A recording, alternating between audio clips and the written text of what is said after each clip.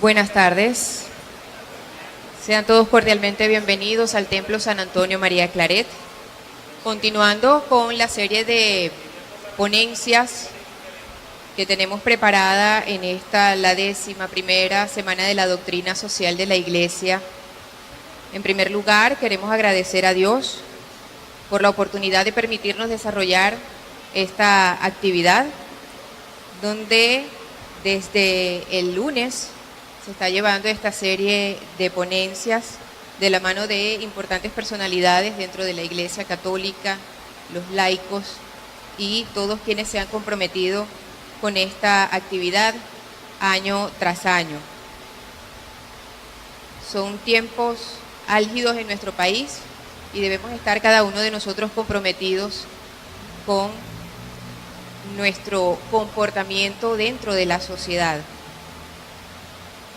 Queremos agradecer también en nombre de la Arquidiócesis de Maracaibo, el Foro Eclesial de Laicos, la Universidad Cecilio Acosta, el equipo para la Doctrina Social de la Iglesia y la Iglesia Padre Claret, la presencia del Seminario Mayor, su rector, el Padre Max Guerrere, al doctor Pérez, Homero Pérez, del Foro Eclesial de Laicos. Queremos agradecer también al Consejo Eclesial de Laicos o el Consejo Arquidiocesano de Laicos que se encuentra esta tarde también con nosotros. Agradecer a los medios de comunicación y al público en general su presencia la tarde de hoy. La conferencia del día de hoy se trata sobre el Estado y los principios que deben orientarlo y estará a cargo del Padre Luis Ugalde, sacerdote jesuita, venezolano de origen vasco, filósofo, teólogo e historiador, especialista en Historia Económica y Social de Venezuela, doctor en Historia, autor de numerosos libros y artículos de investigación y de opinión. Desde 2008 es individuo de número de la Academia de Ciencias Políticas y Sociales de Venezuela, vicerrector académico entre 1986 y 1990 y rector desde 1990 al 2010 de la Universidad Católica Andrés Bello en Caracas. Presidente de la Asociación de Universidades de la Compañía de Jesús en América Latina hasta el 2009. Director de la revista SIC entre 1976 y 1979.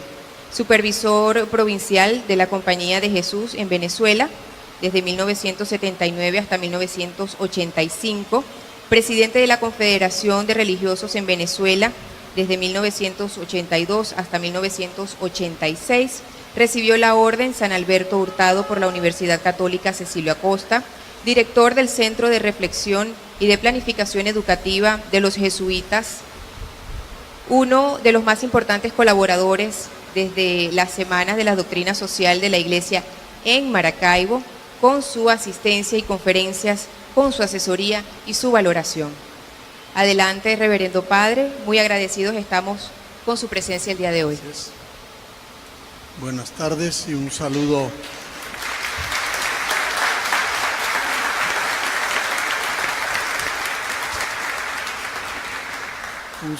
muy cordial a todos ustedes y quiero felicitarlos porque esta iniciativa de las semanas sobre la doctrina social de la Iglesia, que con tanto entusiasmo y tenacidad llevaba Jorge Porras con todo el equipo, pues no ha muerto, sino que lo han mantenido vivo y con un programa como el de este año que lo veo realmente exigente, retador y que responde al momento.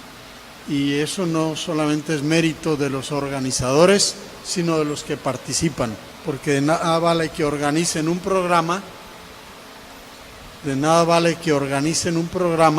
si la gente no está motivada. Y esta asistencia realmente anima a los organizadores.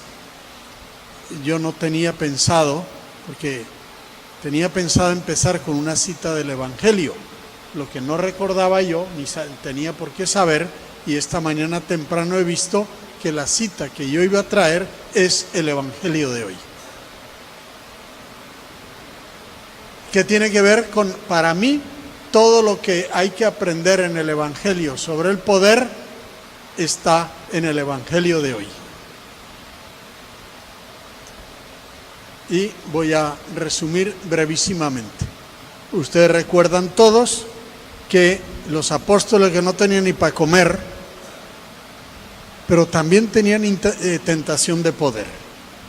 Es decir, el poder es una tentación humana y el poder termina construyendo ídolos, y los ídolos siempre tienen víctimas y esclavos.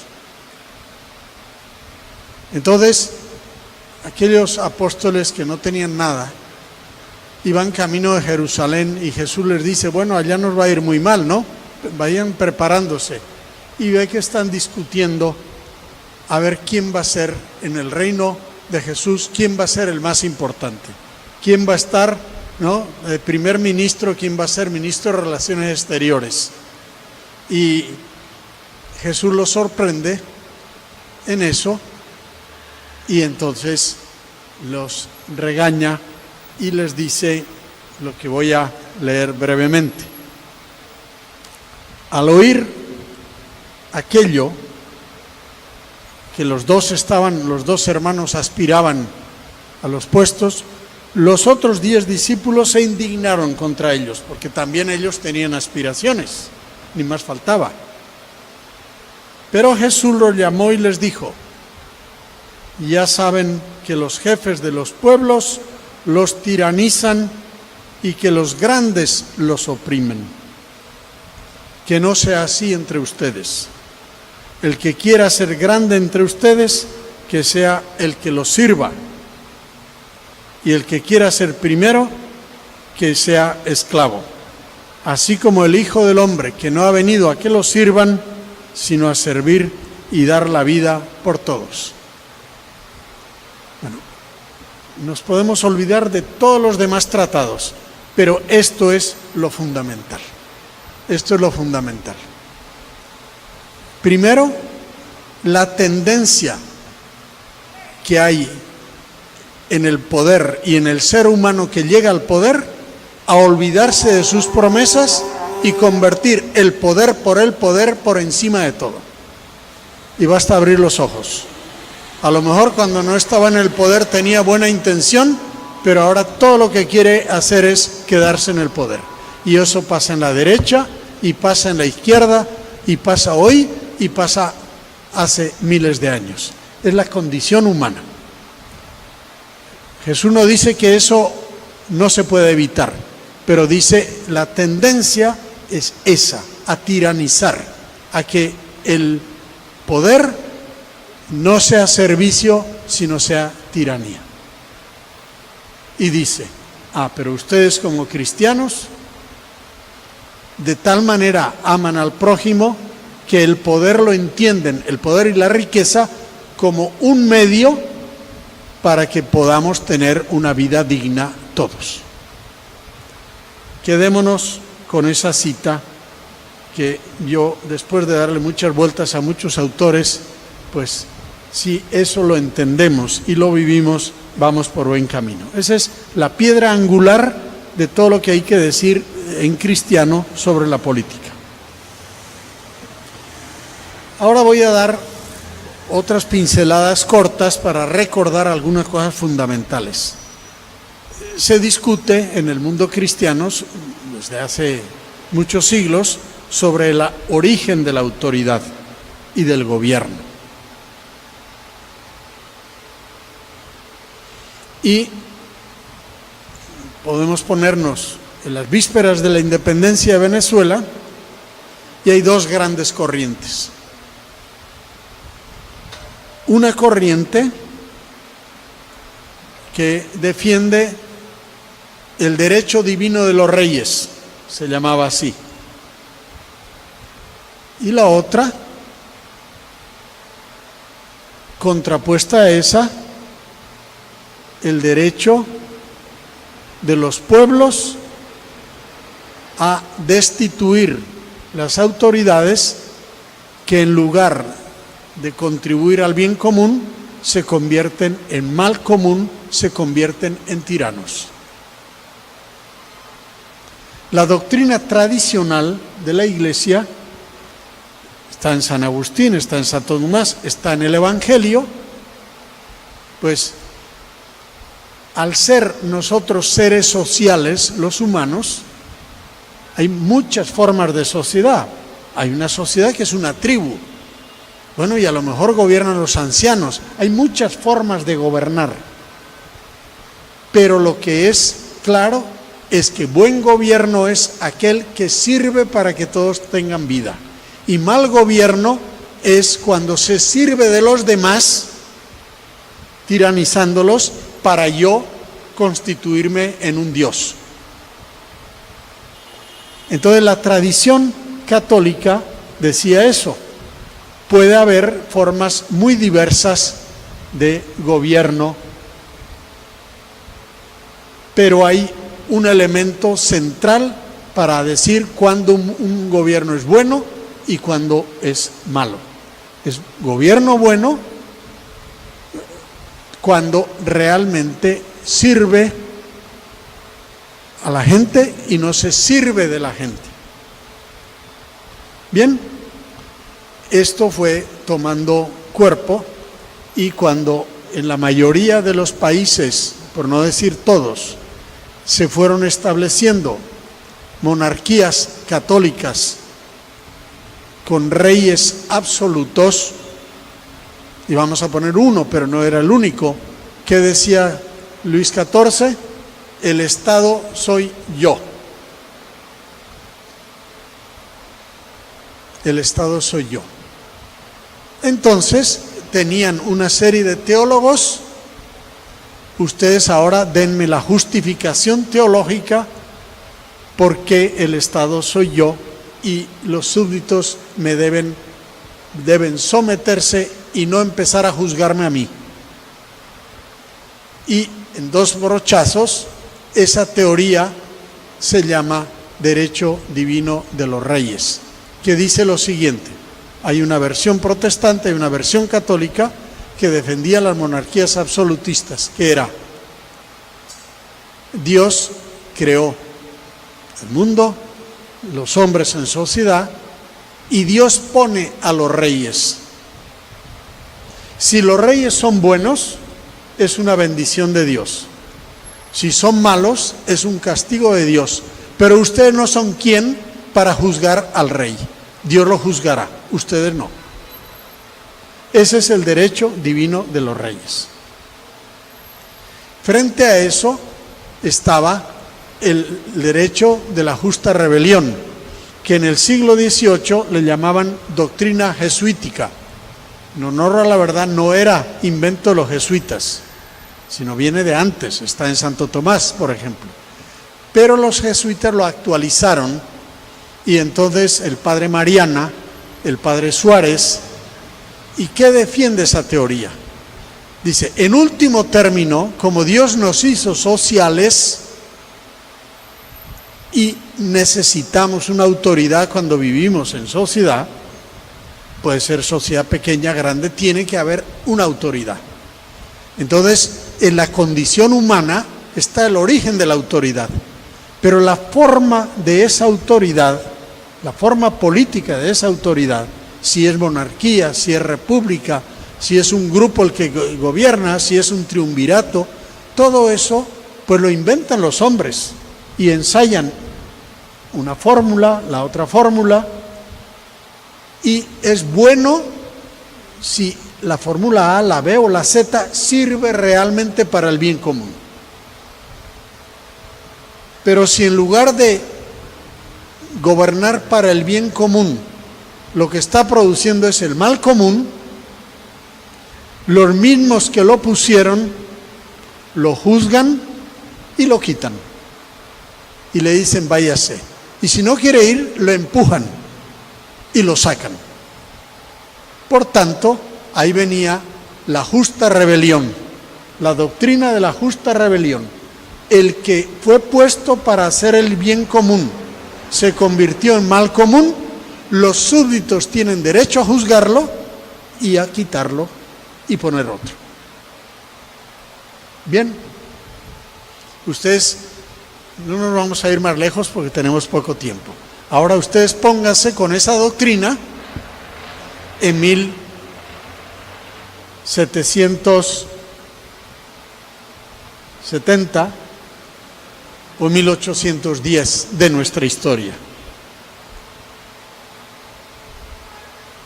Ya para entonces había en toda América ciertas odiosidades entre españoles de la península y los españoles criollos, porque los de allá se reservaban los puestos, etcétera, etcétera. Es lógico que hubiera ese tipo de cosas, y había nuevos aires con la Revolución Francesa, y empiezan pues todos unos movimientos a cuestionar a las monarquías absolutas. Bueno, en Haití pues ya se independizaron, en Francia decapitaron al rey. Entonces empieza el cuestionamiento de las monarquías absolutas. Y entonces el rey de España tiene muchísimo interés de que esas ideas de legítima rebelión no lleguen a América, porque imagínate tú, si empiezan con esas ideas, ya tienen ganas de echar de aquí a los españoles, pues ahora le vamos a dar la razón filosófica y teológica, pues lo que faltaba. Entonces, no era una teoría meramente académica, sino tenía una concreción. Juan Germán Rocio, que después voy a explicar un poco, que fue en la Primera República, es el que redacta el Manifiesto de la Independencia, que tuvo un papel extraordinario en la redacción de la Constitución, y en el Ejecutivo tuvo un papel muy importante, y después en Angostura, bueno, él estuvo preso al caer la Primera República, pues vuelve a Angostura y fue vicepresidente de la Gran Colombia y murió prematuramente en Cúcuta cuando estaba empezando el Congreso. Pero realmente, a mi modo de ver, es el prócer civil más vigoroso en su pensamiento político teológico, porque él era laico, pero tenía muy buena formación en derecho civil, en derecho canónico y en teología. Tenía un hermano sacerdote, pero digamos el hermano sacerdote se dirigía más bien con las ideas teológicas de Juan Germán Rocio. Pues bien, él, estando en la cárcel en España, caída la Primera República, en 1814 escribió un libro que salió en 1817, publicado en Filadelfia, en Estados Unidos, pero escrito en la cárcel. Y él tenía mucho empeño con ese libro. Y lo menciono hoy especialmente porque estamos cumpliendo los 200 años y es muy poco conocido el libro, que debía estar en todos los textos escolares en lugar de esas tonterías que nos han metido. Bien, Juan Germán Rocio dice: cuando yo estudié teología en Caracas,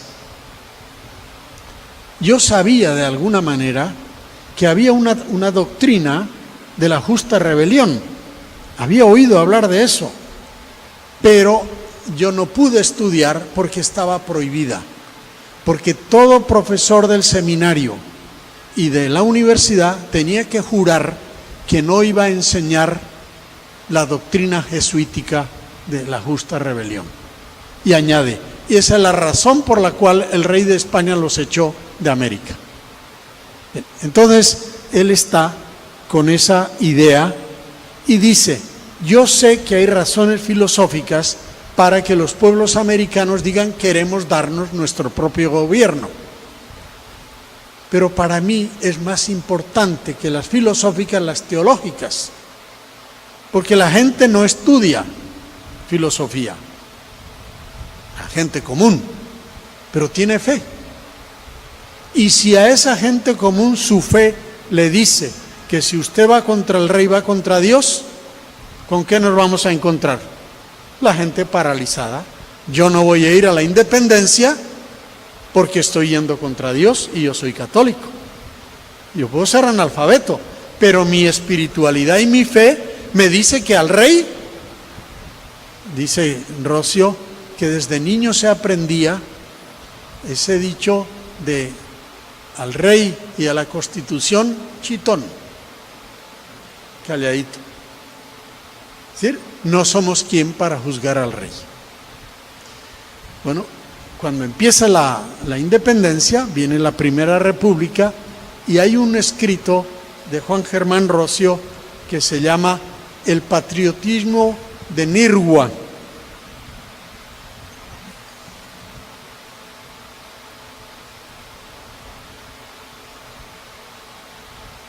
Y se llama así porque en la población de Nirgua, el título completo es Patriotismo de Nirgua y abuso de los reyes. Entonces lo que ocurre es que en ese primer momento, pues muchos pueblos fueron dubitativos. La zona de Valencia, donde queda Nirgua, Yaracuy, en toda esa zona, pues unos estaban a favor de la independencia y se adhirieron a la Primera República, y otros, pues los clérigos les dijeron, mire, ustedes no pueden ir por ahí porque van contra Dios. Y entonces hubo muchos vaivenes y en definitiva en Nirgua quemaron la efigie del rey y se adhirieron a la República y mandaron una carta. Entonces el gobierno dijo, bueno, aquí el más autorizado para responderles es Juan Germán Rocio, porque es el más preparado en eso, y entonces él les dice, mire, Dios ha creado al hombre naturalmente libre y no puede ser privado de esa libertad. Y cuando el hombre entra en esa sociedad, entra en sociedad, no renuncia a su libertad, sino que la finalidad es que nos beneficiemos todos los gobernados y no los gobernantes, y que las libertades no se disminuyan, sino que fortalezcan. Y dice, y las leyes que contribuyan a ese fortalecimiento de la dignidad y de la libertad son leyes justas y amigas de la sabiduría divina. Y las contrarias son leyes despóticas y son impías, van contra Dios, porque la autoridad está puesta para servir al bien común. Entonces, la soberanía, él dirá, es un atributo natural del pueblo basado en la dignidad original de la persona. Y el poder político viene de Dios como causa como causa mediata, pero del pueblo como de fuente inmediata y visible. No es que Dios dice a dedo, usted va a ser el presidente y yo quiero que sea república o sea monarquía. Dios no se mete en eso. Les da a ustedes talento y ustedes tienen que discutir y buscar la mejor forma. Entonces él dice, hay una soberanía natural que es la dignidad de cada persona y una soberanía convencional. Cuando nos juntamos y hacemos una república, hay un contrato, hay un convenio y hay una autoridad. Y dentro de esa argumentación, en un momento dice, blasfemos que por acreditar el poder de los tiranos, desacreditáis la generosidad del autor de la nueva ley. La generosidad de Dios que pone en cada persona su soberanía personal y en todos juntos la posibilidad de gobernarse y poner autoridades, etcétera, pues estos teólogos serviles al poder absoluto terminan, digamos, desnaturalizando el mensaje de Dios. Bueno, eso fue lo que escribió en carta a el patriotismo de Nirgua, que mandó a los de Nirgua, y él dice, que también después el Libertador lo dice en Carta de 1814 y en otros muchos sitios. Él dice, y en el proceso de la independencia, en esas primeras etapas, voy a leer textualmente, son poquísimos los españoles que se hallan en las tropas del tirano en América, sino el elemento de su misión es esa creencia, y entonces los propios nativos pues defienden al rey porque a Dios lo pone y yo no quiero ir contra Dios, por tanto no voy contra el rey. Y dice, ahí está la trampa y esa es la que tenemos que esclarecer. Y entonces dice, ¿y por qué van con los tiranos? Por las falsas ideas de religión y política que aprendieron desde la cuna y mediante las cuales creen que es un atentado contra Dios y su santa religión el levantarse contra el despotismo español, desprenderse de él y fundar un sistema de independencia.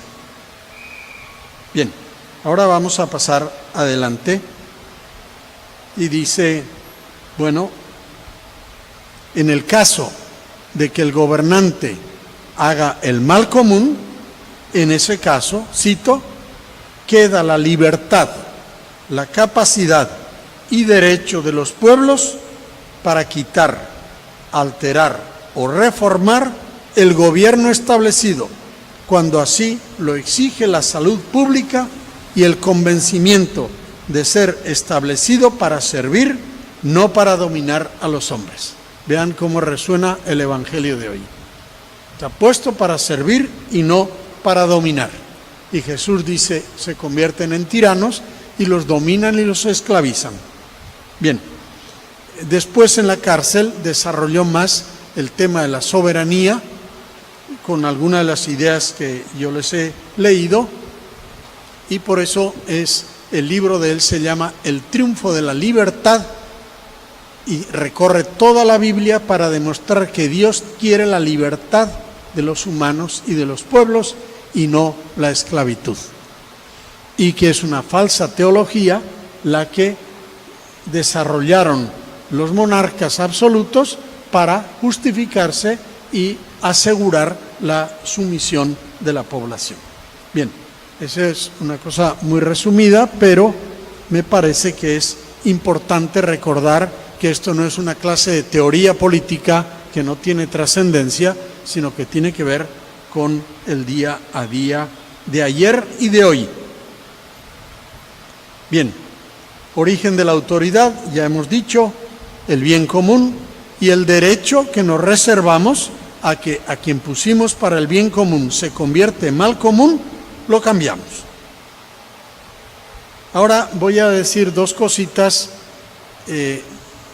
ya digamos la autoridad en la democracia.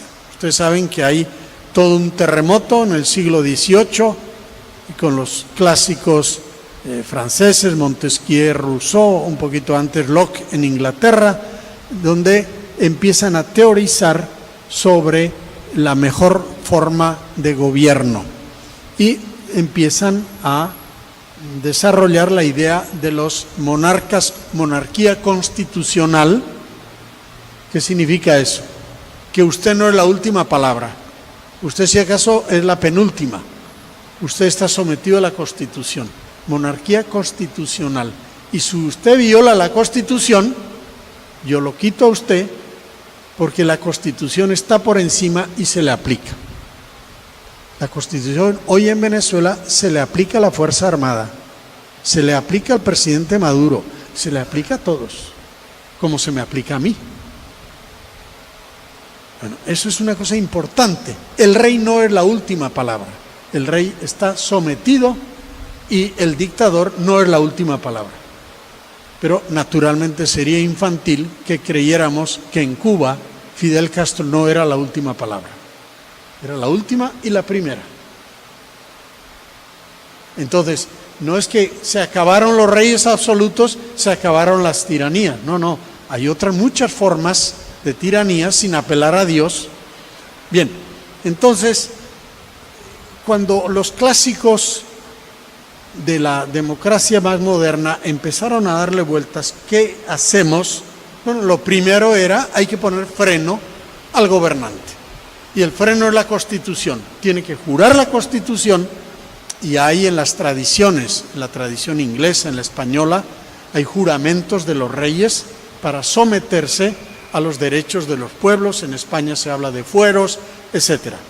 Pero es la limitación. Usted no es dueño y señor aquí de nadie.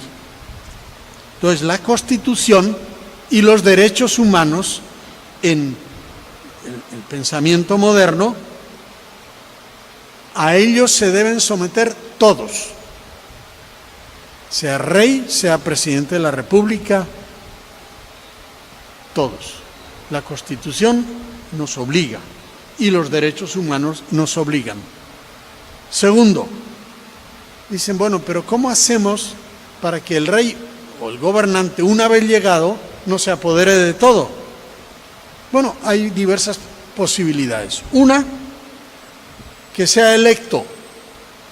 Por tanto, al ser elegido, pues depende de los electores. Segundo, aunque dependa de los electores en su origen, si después se independiza, se puede volver en tirano. Pero entonces le vamos a poner un límite. A usted lo elegimos para unos años, 4 años, 5 años. Y de ahí viene la no elección, que lamentablemente recientemente se violó y se cambió, y entonces ahora todos quieren perpetuarse. Pero eso está puesto, estudiada la condición humana.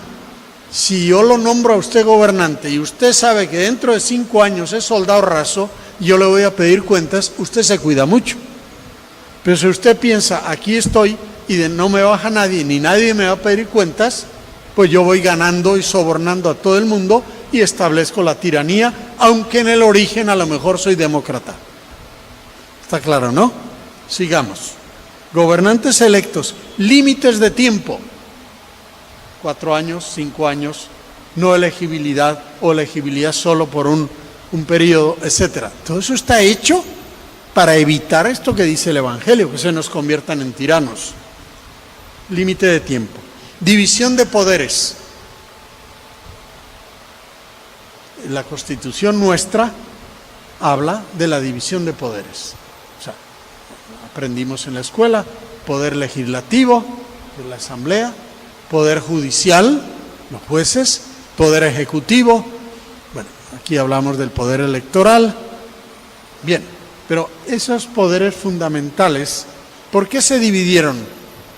Porque si yo soy el gobernante y yo hago las leyes y yo soy el juez y yo soy el ejecutivo, pues cobro y pago y me doy el vuelto. ¿Está claro? Entonces es de la sabiduría política, no porque a alguien se le ocurrió por un capricho, no. La condición humana es de tal manera que si tú le das todo el poder, esto se acaba. Entonces, limitamos el tiempo. Segundo, limitamos los poderes.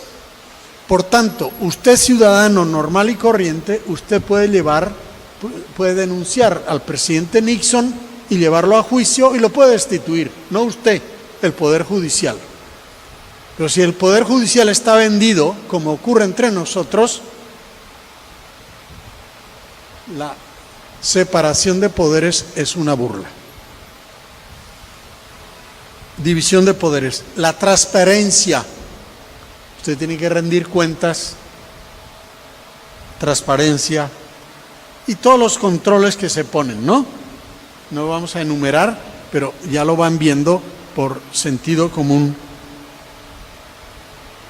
Las limitantes que se ponen sabiendo que la condición humana, aun en la gente que puede llegar con buena intención, termina constituyéndose imprescindibles. El país va a la ruina si yo no me perpetúo. Entonces yo me sacrifico, por supuesto, yo no quiero dominarlos, pero yo me sacrifico por el bien del pueblo. Y Ceausescu pues creó su dinastía, y vayan a Corea del Norte y está el abuelo y el hijo y el nieto. Y es una cosa realmente increíble, pero esa es la condición humana. No es que se acabaron los reyes y se acabó. Ya no hay esa semilla. No, esa semilla nace todos los días. Entonces vienen estos remedios. Entonces, la soberanía no está en el gobernante, sino está en el pueblo. Luis XIV dice, el soberano soy yo. Y decimos, no, el soberano es el conjunto cuya suma constituye el poder nacional y bajo ciertas formas, pues se manifiesta el soberano. Entonces la última palabra no la tiene el rey, la tiene la Constitución. Y si la Constitución quedó anticuada o hay que cambiar, ¿quién decide que hay que cambiar? El soberano. Está claro esto, ¿no? Bueno, eso se hizo no por un capricho. Y cuando eso se salta a la torera, volvemos a las autocracias y volvemos a los sistemas totalitarios. Un paréntesis. El marxismo-leninismo considera que es un disparate esto de la división de poderes. Eso son cosas burguesas, allá ellos. Pero si nosotros llegamos al poder para destruir la dictadura burguesa, y para eso hace falta la dictadura del proletariado. Y desde la dictadura del proletariado eliminar la apropiación privada de los medios de producción. Y después de eso viene el paraíso en la tierra. Va a haber una producción abundante, no va a haber mío ni tuyo, no va a haber explotación y vamos a vivir felices todos. Eso es la promesa marxista. Bueno, ya sabemos lo que pasó en la historia. Pero entonces, en Cuba, si usted dice, viene, ¿y dónde está aquí el Poder Judicial y dónde está? Un momento. Primero, le corrijo. El que es jefe de partido es el jefe del gobierno. Y el que es el jefe de partido del gobierno es el jefe de Estado, Fidel Castro. Como Stalin o como Mao Zedong o lo que sea. Es una aberración en este sistema pensar que son tres. No, tiene que ser uno y disciplinado. Claro, a eso sigue en el esfuerzo de concentrar el poder. Bueno, y tampoco vamos a permitir que aquí abra una escuela, aunque sea kindergarten, el que le dé la gana. No hay más escuela que la del régimen. No hay más televisión que la del régimen. No hay más partido que el del régimen. No hay más radio que el del régimen. Un solo partido, un solo poder, una sola escuela y una sola empresa. Entonces, el resultado de eso, pues es lo que vemos. Y están metidos en un callejón sin salida y lamentablemente nos querían llevar al mar de la felicidad, que es ese. A mitad de camino ya hemos caído en la cuenta de que no estamos camino de la felicidad, sino estamos en una tragedia tremenda. Sigamos. Entonces, en este momento, los elementos que están en nuestra Constitución, no es que tenemos que inventarlos, están ahí. Y usted, Fuerza Armada, tiene una finalidad que no es defender al partido, es defender la Constitución tal como está establecido. Y usted Poder Judicial, y usted Poder Ejecutivo, y usted Poder. Eso está clarito. Por eso es totalmente, no es un poco inaceptable, es totalmente inaceptable el que digan, bueno, ustedes eligieron una asamblea, Rocio desarrolla como el poder más directamente y el más elevado es el que expresa la voluntad, que es la Asamblea Nacional. Dice, no, ustedes eligieron la Asamblea Nacional y yo, Ejecutivo, digo que es nulo. Ya inventaron unas excusas, pero usan ese término, es nulo. Por tanto, toda ley que salga de ahí está anulado previamente. Y por si acaso, por si no se han enterado, aquí tengo yo unos amigos que se encargan la víspera de decir: la ley que usted va a hacer ya está anulada antes de nacer. Bueno, esa es la situación. Entonces es muy importante que la población, no solamente los partidos políticos o los expertos juristas, sino la población diga: bueno, esto lo entiendo y esto un ciudadano no puede aceptar y un cristiano debe aceptar menos todavía. Bien, voy a dejar de ese tamaño para no alargarnos mucho y vamos al tema de la vocación política del cristiano. Aquí hay unos cuantos que se formaron en el año 50, el año 60, el año 70, y la gran prédica era la vocación, la política como una forma elevadísima de caridad, de amor cristiano. Incluso citábamos aquel tiempo a Aristóteles, que dice: el bien cuanto más universal, más divino. Y si usted es gobernante y hace el bien, pues oye, a ti te nombraron ministro de electricidad o te nombraron ministro de Hacienda. El bien que tú hagas como ministro de Hacienda le llega a todo el mundo. Y el mal que tú hagas le llega a todo el mundo, como lo estamos viendo. Mi Bolívar no vale nada. Alguien hizo ese mal, pero no me hizo a mí, le hizo a todo el mundo. Entonces, el bien cuanto más universal, más divino, y el mal cuanto más universal, más diabólico. Eso nos enseñaron, y se invitó a los cristianos, sobre todo a partir de los años 30, en la salida de la dictadura de Gómez por su muerte. Los jóvenes empezaron en el país a leer, estudiar la doctrina social de la Iglesia, se crearon los círculos de estudio, se crearon los grupos de acción católica y dijeron: no basta. Se reunieron en Roma representantes de todos los países. Frei fue de Chile, Caldera fue de Venezuela, Juan Pablo Terra fue de Uruguay, un tal Chávez fue de Perú, etcétera, y se reunieron en Roma, jóvenes de 18 o 20 años. Y en esa reflexión dijeron: en América Latina no basta la acción católica, no basta las cofradías en torno a la iglesia, sino que hay que meter la semilla cristiana en el corazón de la sociedad, en la economía, en el poder político. Entonces volvieron convencidos de que había que entrar en política por vocación cristiana. Por supuesto, después ha habido muchas ramificaciones, porque la opción cristiana política no necesariamente es demócrata cristiana, puede haber otras opciones distintas, pero todas tienen que tener este sello, este sentido del poder y este sentido del servicio. Bien, para no remontarme muy lejos, un capitulito previo. De manera que hubo un trabajo en los 60, pero tremendo, de cursillos sociales, de esto y lo otro, una efervescencia formidable en la universidad. El marxismo estaba muy activo y entonces también la gente que salía de colegios católicos se peleaba. Fueron años bonitos, diría yo.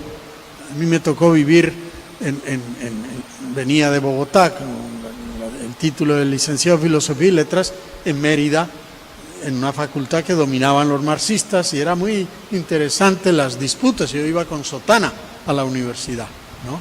Entonces a veces nos ponían curas falangistas y letreros así, pero allá estábamos.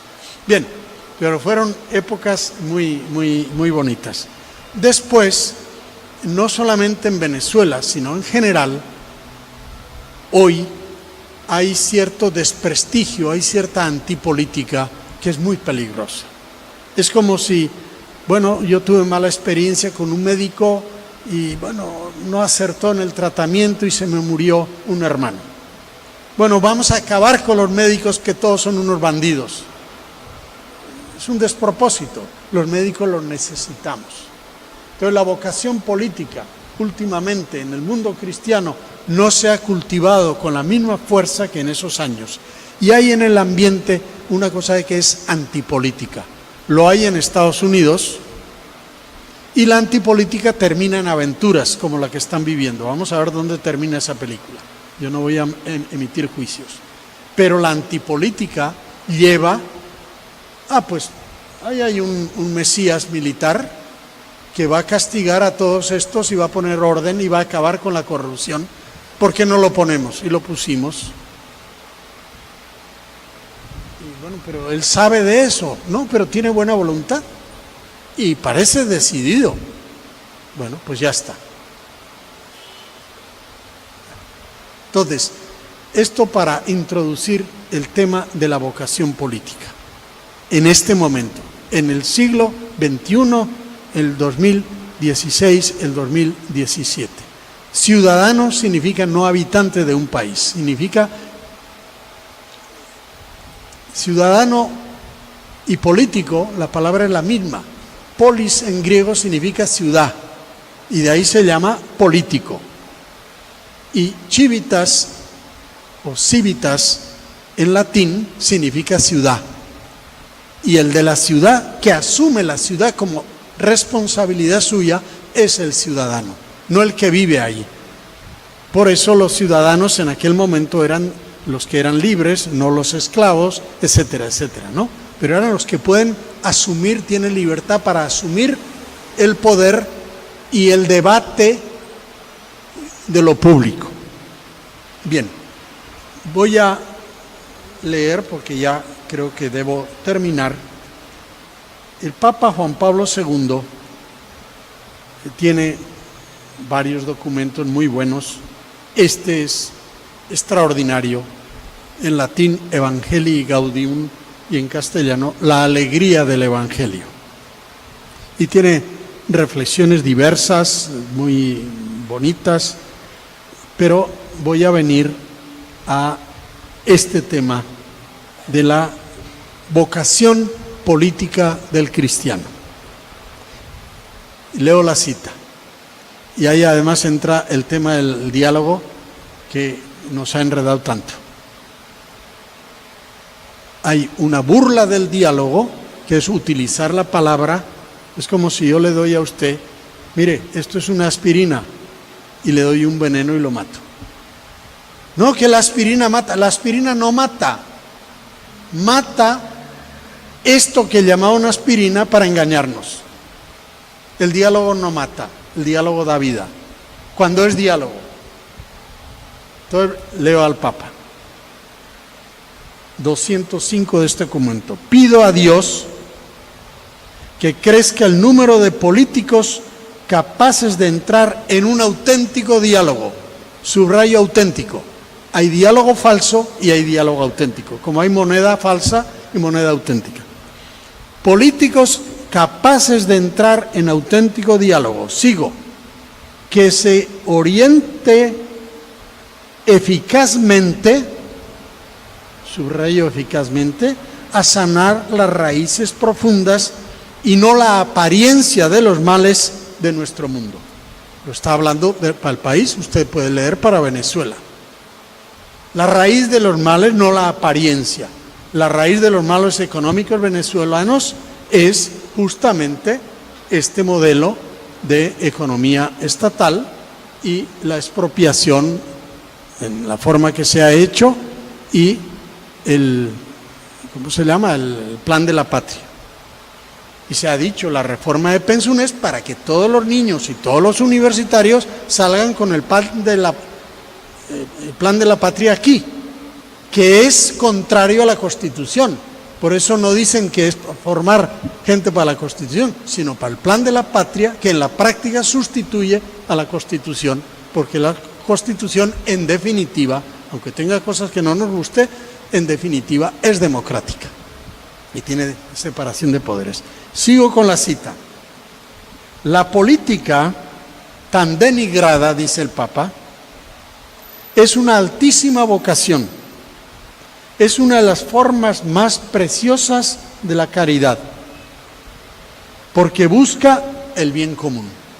Es decir, busca no el bien de uno, que es importante, no, el bien de todos. No le enseño a leer y escribir a este muchachito, sino soy ministro de Educación para que 10 millones de venezolanos aprendan a leer y escribir y mucho más. Sigo. Tenemos que convencernos de que la caridad no es solo el principio de las microrelaciones, micro es pequeño, como en las amistades, la caridad, la familia, el pequeño grupo, el vecindario, sino también es el principio de las macrorelaciones, como las relaciones sociales, económicas y políticas. La caridad en las macrorelaciones. Tuve hambre y me dieron de comer. Estuve enfermo y me visitaron. Esa es la micro, ¿no? Yo estaba enfermo y tú. Pero la macro es, fui ministro de Sanidad en Venezuela y me empeñé en acabar con el paludismo. Y reuní un montón de expertos y peleé para que hubiera presupuesto y nos fuimos al último rincón de Venezuela y acabamos con el paludismo. No solamente curé a uno, sino previne la salud de millones. Está claro eso, ¿no? Y al revés. Tuve hambre y no me dieron de comer. No a uno. No me dieron de comer a millones. No hay que inventar, abrir los ojos. Alguien es el culpable de que haya hoy en Venezuela millones y millones que no pueden comer. Por tanto, eso tiene que ver con el corazón mismo del Evangelio. Sigo.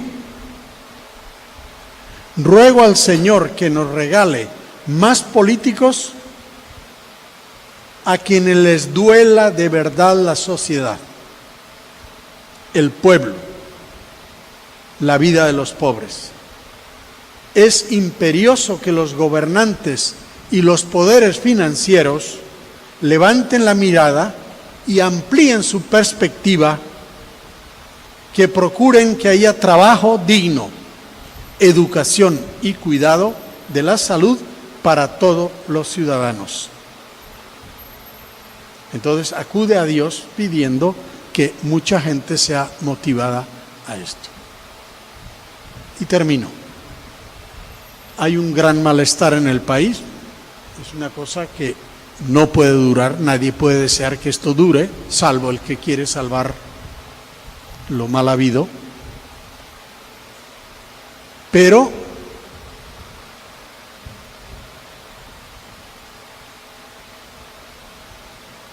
el tema no es solamente cómo salir de esto, sino cómo reconstruir el país. Y ahí hace falta ese diálogo en profundidad, incluso con gente que ayer me caía mal. El que no es delincuente, necesitamos para la construcción empujar todos en la misma dirección, porque esto es una carga tan pesada que si uno empuja por aquí o cada partido empieza, bueno, pero yo quiero ser la cabeza, mire, aquí el bien común en esta emergencia es de tal calibre que tenemos que empujar todos en la misma dirección.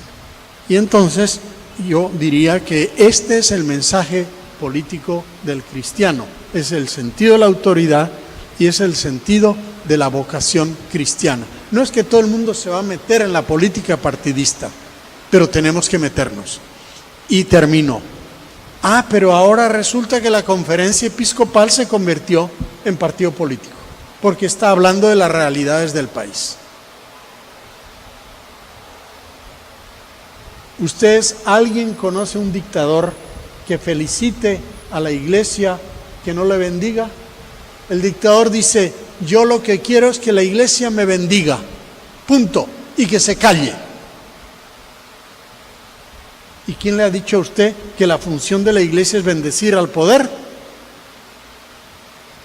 La función de la iglesia es, tuve hambre y me dieron de comer, tuve sed y me dieron de beber, etcétera, etcétera. Ama a Dios y ama al prójimo. Entonces, esto es muy importante. Porque gente que antes aplaudía, porque desde la iglesia criticábamos,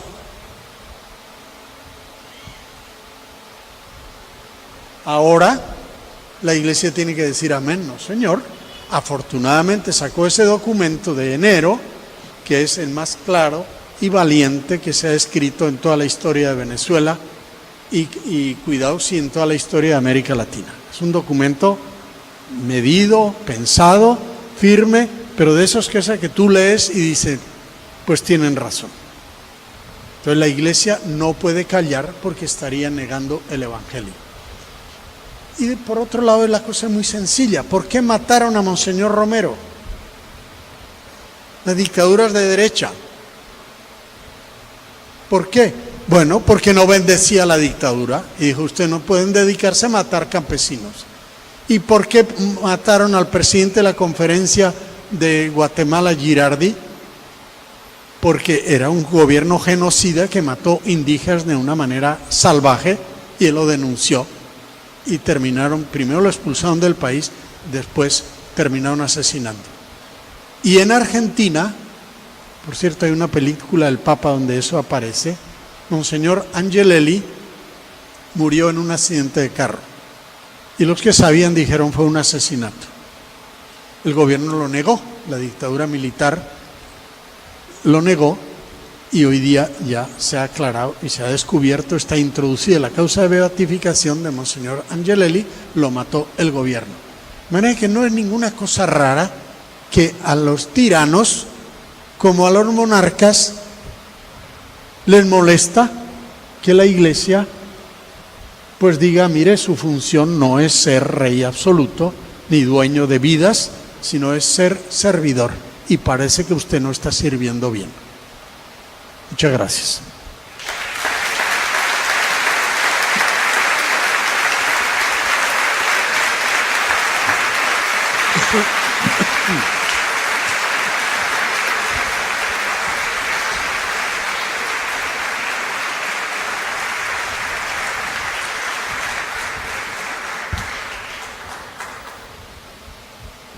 Muchísimas gracias, Padre Ugalde.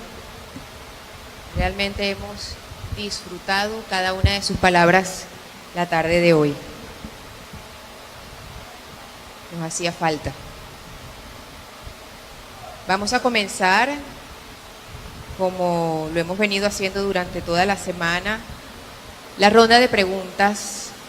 Quienes tengan a bien alguna pregunta, por favor, pueden acercarse por este lado para formularla.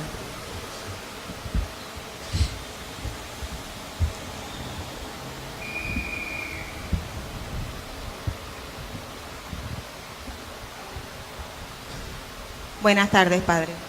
Francis de Sidres del Consejo Arquidiocesano. Usted explicaba muy bien la parte del bien común y el mal común.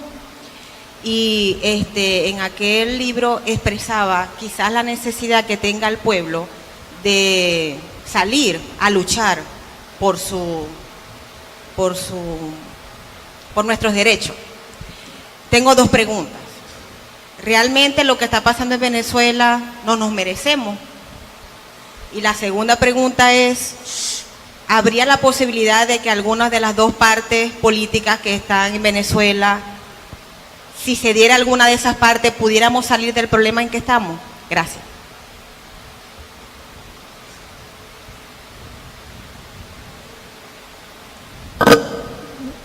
Bien, la palabra nos merecemos. Yo creo que no nos merecemos.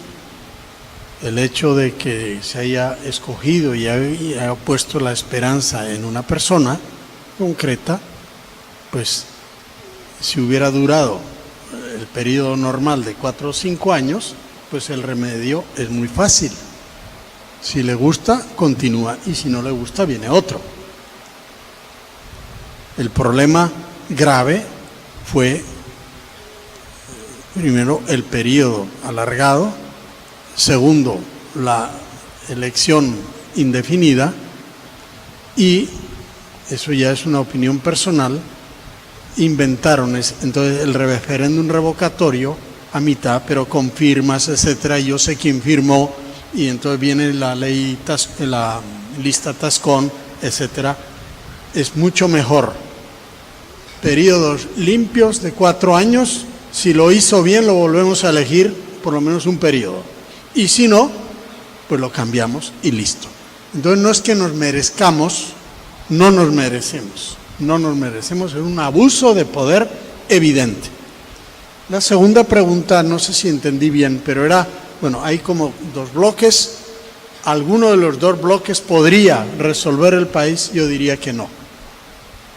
Es decir, hace falta una propuesta política distinta a la actual, pero una propuesta política que recoja,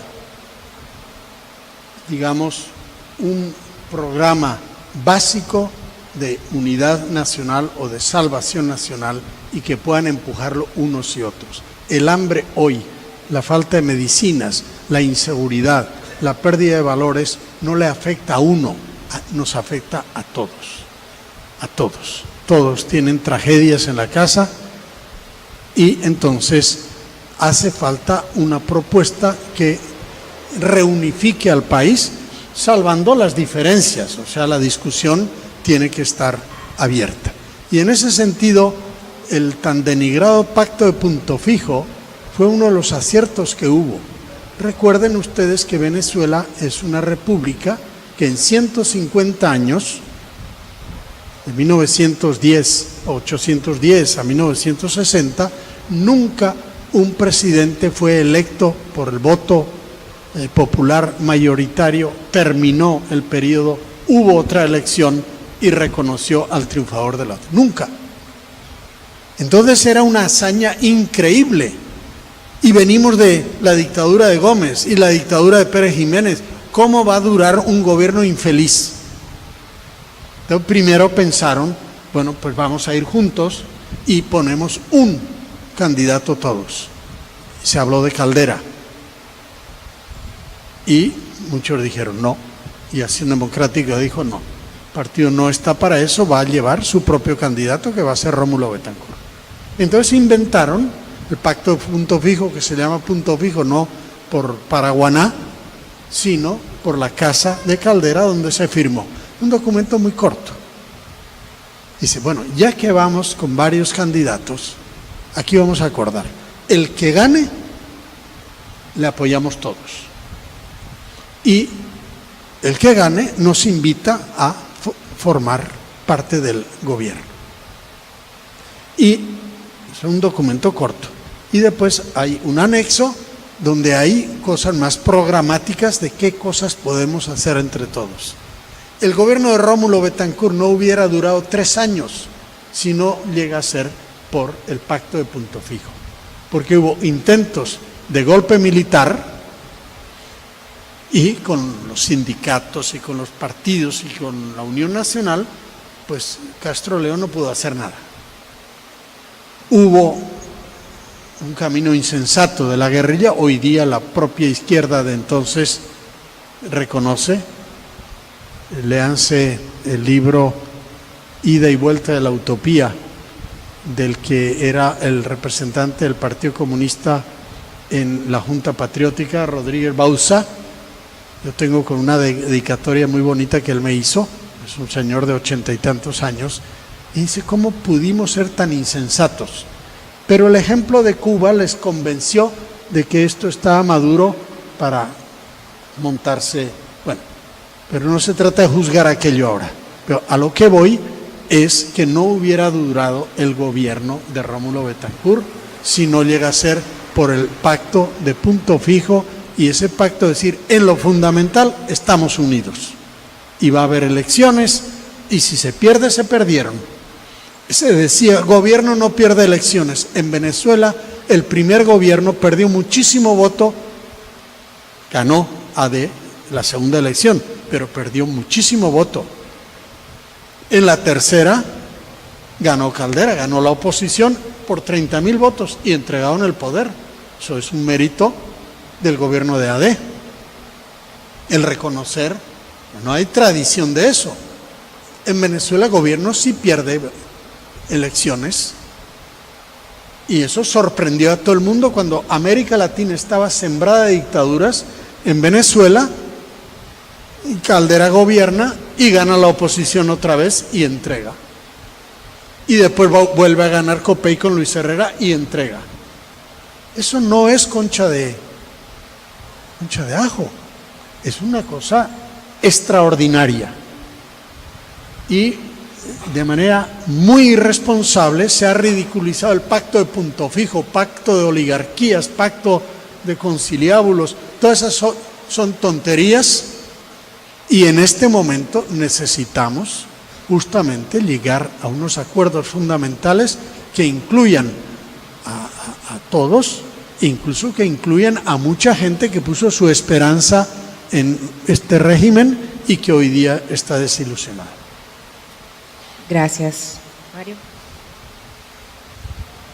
Mario Ugalde, Mario Biancardi, arquitecto, profesor de la Universidad del Zulia. Paradójicamente se escucha hablar a muchos católicos cristianos de que el diálogo no es posible, el diálogo no funciona, el diálogo ha sido torpedeado porque el Papa es comunista. Y porque la Iglesia es comunista, porque habla del bien común. Entonces yo quisiera que nos aclarara un poco la diferencia de bien común como ideología y como mandato bíblico y como valor, porque creo que hay una confusión en los propios cristianos. Bien, yo creo que es una pregunta francamente buena. Yo voy a empezar diciendo lo siguiente.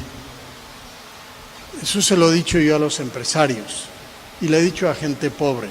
Llevo 30 años trabajando en un barrio. Y a los empresarios les digo, si en Venezuela no hay futuro para los pobres, no hay futuro para nadie. No hay futuro para nadie. Tenemos 82% de pobreza. Si el gobierno que viene no alivia, no tiene un empeño día y noche por responder a eso, y no dando limosnas, sino poniéndolos a valer, ahí hay un talento extraordinario enterrado, generando una educación de verdadera calidad, trabajo profesional, preparado, en fin, todo lo que ustedes saben. Eso es fundamental. Entonces, pero también yo les digo a la gente pobre, si en Venezuela no le va bien a la empresa privada, no hay futuro para el pobre.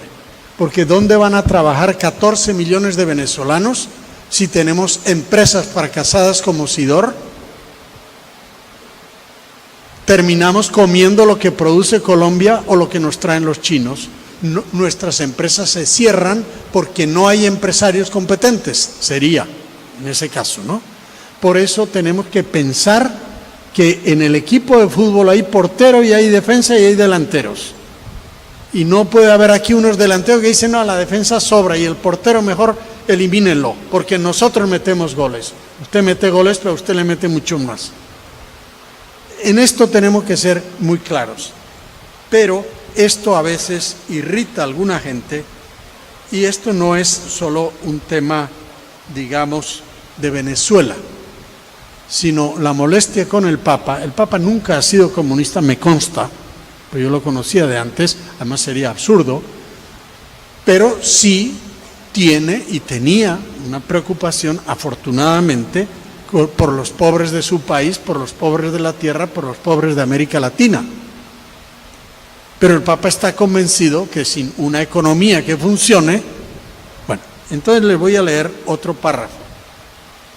Este párrafo que voy a leer es parte de la clave de lo que usted pregunta. ¿Qué es lo que irrita a cierta gente? Estoy pensando en personas concretas, que yo les he dicho, pero ¿cómo tú que pareces inteligente, cómo puedes decir que el Papa es comunista? Bueno, entonces se avergüenzan un poco, ¿no? Le voy a leer el párrafo, pero este párrafo irrita, está aquí en este librito.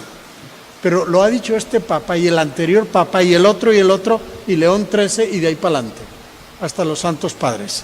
Dice, la dignidad, 203, la dignidad de cada persona humana y el bien común de todos son cuestiones que deberían estructurar toda política económica. Pero a veces parecen solo apéndices agregados desde fuera para completar un discurso político sin perspectivas ni programas de verdadero desarrollo integral. A mí me interesa mi negocio y no me interesa más. Pero, por favor, tú que sabes redactar cosas bonitas, pon ahí que mi empresa es para el bien del país, que yo amo a todo el mundo. Por eso dice, eso es un adorno, porque no está en el corazón del proyecto. Sigamos.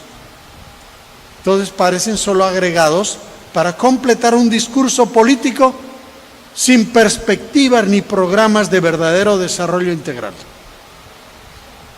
Añado el texto. ¿Cuántas palabras que se han vuelto molestas para este sistema? Para el que cree que, mire, a los demás que los parta un rayo.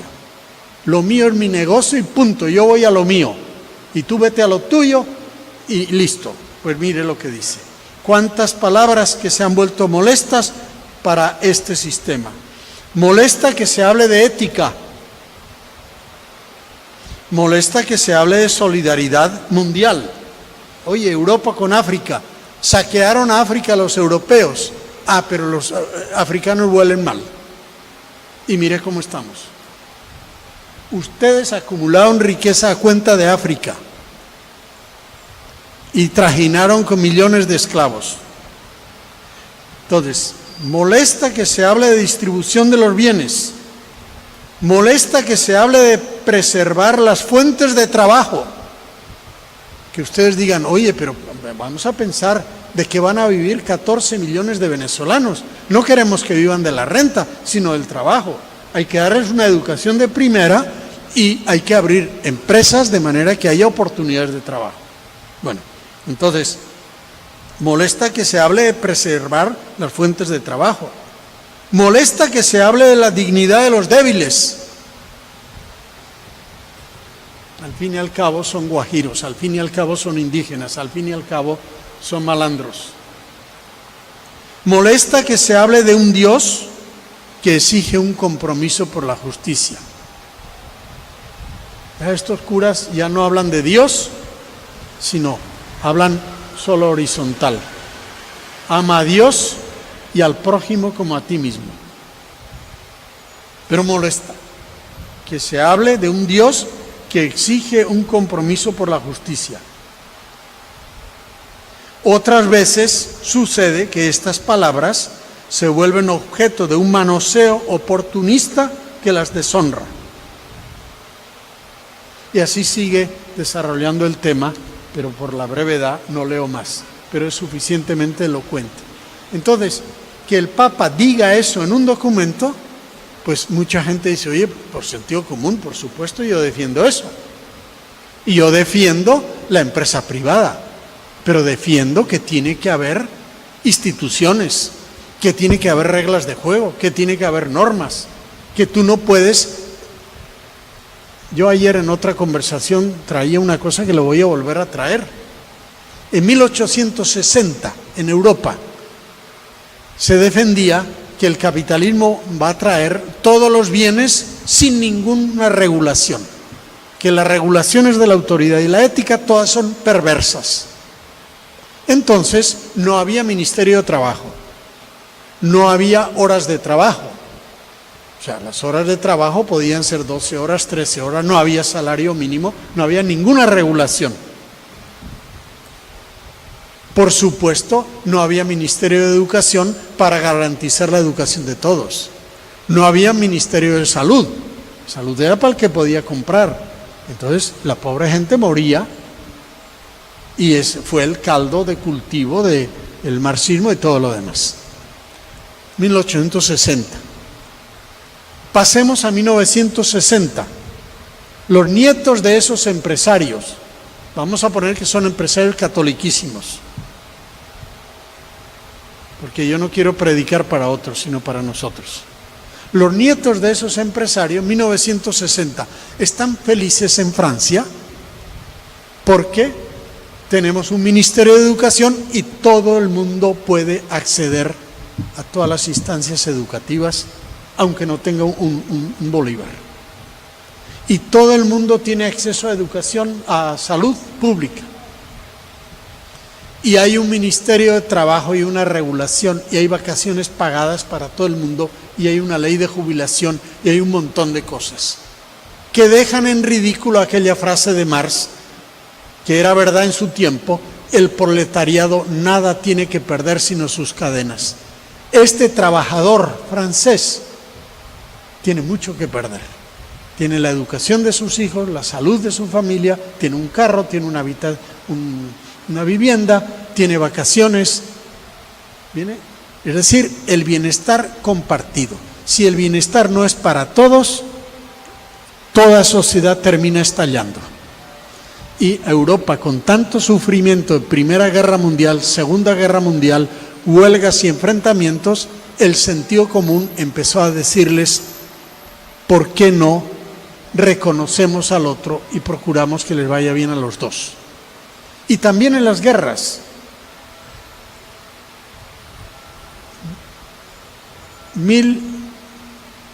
Sin ir a la guerra napoleónica, pero 1870, la guerra franco-prusiana.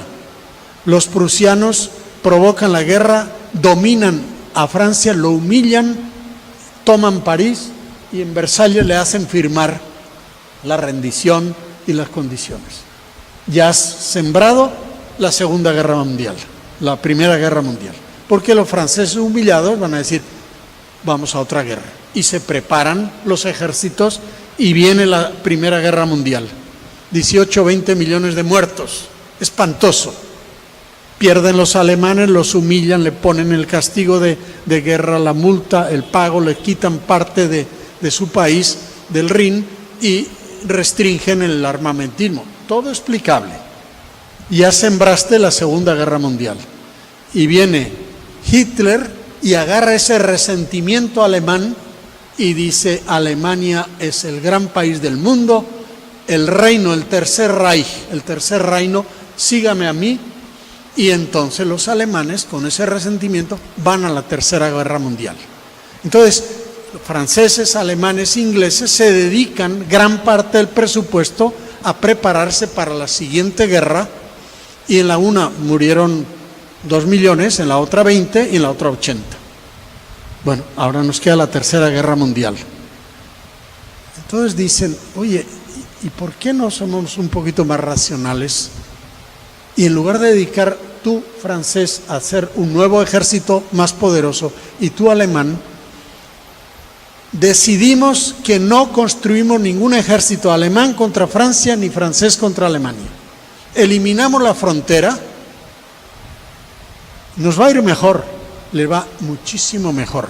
Y a Alemania le va bien si a Francia le va bien, y a Francia le va bien si a Alemania le va bien. Lo mismo que he dicho de trabajadores y empresarios. Bueno, esa visión a veces lo hacemos por amor, otras veces por instinto de conservación, porque si hay una Tercera Guerra Mundial no quedan ni franceses ni alemanes. ¿Está claro esto? Entonces, este es un tema sumamente importante, ¿no? Esa visión de conjunto. Y el Papa dice: tenemos que hacer puentes, no muros.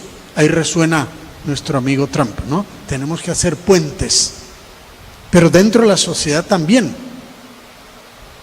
Hay muchas cosas que son puentes. La iglesia hace puentes. Fe y Alegría es un puente.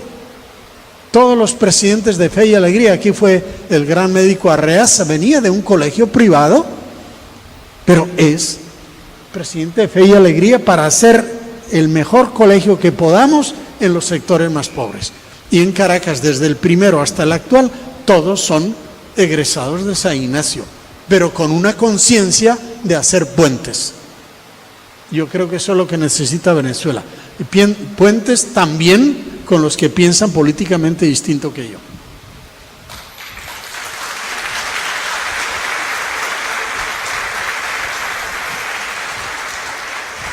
Buenas noches, Jessica Sánchez, yo soy de la Orden Franciscana Seglar del Convento.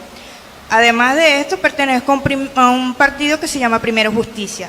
Hemos visto como el nuncio apostólico ha sido expuesto o ha aparecido de forma pública departiendo con personeros del chavismo en ciertas fiestas, Eso ha incomodado mucho a los venezolanos porque, o sea, nosotros nos sentimos acompañados en esta situación de la iglesia.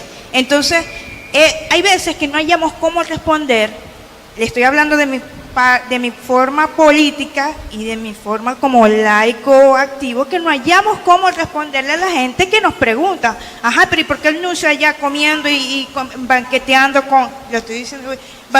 con los chavistas y nosotros aquí aguantando hambre? Es difícil para nosotros responder eso. Por eso necesito su ayuda para eso y para que las personas lo sepan. Gracias. Gracias por la pregunta. Yo sé que ese tema está preocupando a muchos. Yo solamente quiero decir un par de matices, no a lo que usted ha dicho, porque lo que usted ha dicho lo ha dicho muy bien, sobre el asunto. Hay una preocupación natural que uno dice, oye, yo hubiera preferido a lo mejor que no hubiera estado en eso. Muy bien. Pero entendamos que hay una manipulación política con eso. Eso no ocurrió hace un mes, no ocurrió ahora que está saliendo, sino ocurrió hace un año. Segundo, imagínense, yo tengo muy mal concepto del presidente de Corea del Norte, pero imagínense que la Santa Sede decide tener relaciones con Corea del Norte, que no es un régimen que le gusta, pero tengo relaciones. Y si ese nuncio sinvergüenza de Corea del Norte va y le da la mano al presidente, ¿cómo va a ser? Bueno, si es el nuncio tendrá que darle la mano. O sea, ese matiz tenemos que entenderlo. Otra cosa es que en una situación como la que tenemos en Venezuela, pues a lo mejor agradecemos todos cierta discreción.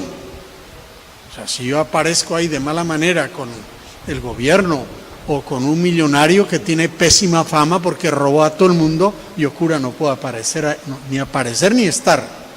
Entonces, ahí alguien puede aconsejarle, mire, el país está así, cuídese un poco en esas cosas. Pero por otro lado, uno entiende, el nuncio, quieras que no, tiene que tender puentes, a lo mejor no ahora, porque no hay puentes, pero a lo mejor mañana sí. Y entonces dirá, bueno, ¿y por dónde empiezo? Bueno, parece que este señor tiene formación cristiana y qué sé yo, y me pidió que asistiera y decir que no era un desaire.